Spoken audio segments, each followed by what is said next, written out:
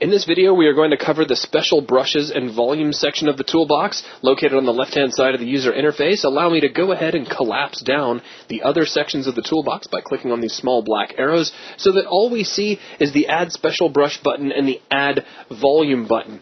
Now, in the very middle of my level, floating in the room, is my red builder brush, and that is what you're going to use to add, of course, any brush to your level. If you click on the Add Special Brush button, you get the Add Special dialog. And I'm going to start off by giving you a general disclaimer that really you never need this anymore. I mean, maybe for some really out-of-the-way situation, but these days because geometry, or BSP geometry, is really used just to define the overall shape of your level, and any sort of decoration or interactive element is going to be handled with some form of mesh, be it a static mesh or an interpolation actor.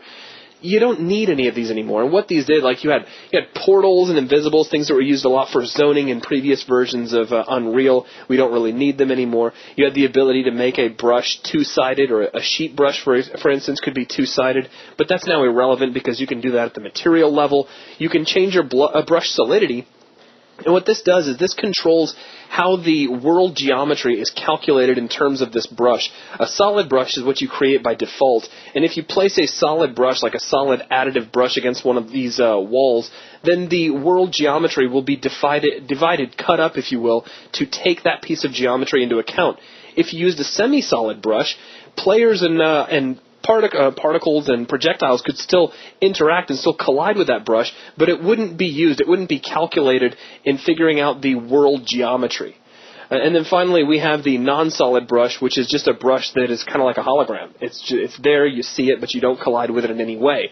These days, however, just to reiterate, you don't really need these brushes very much anymore. So let's go ahead and just click cancel and get out of there altogether. Now, of more importance would be the volumes, and you'll notice that the tooltip says right-click for options, and if you right-click on this, you get blocking volumes, color scale volumes, I mean a big, long list of various volumes you can create. Now, Logan, in general, what is an Unreal volume?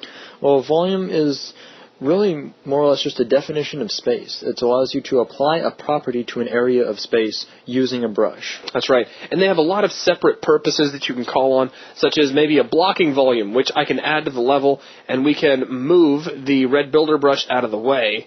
And now if you take a look, let me see if I can select this so everybody can see this.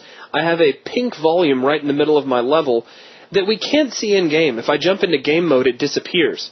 But when playing the game, you could, if you walked up to this, it would stop you. It's like a force field. And this is great for having to fake collisions at various parts in your level.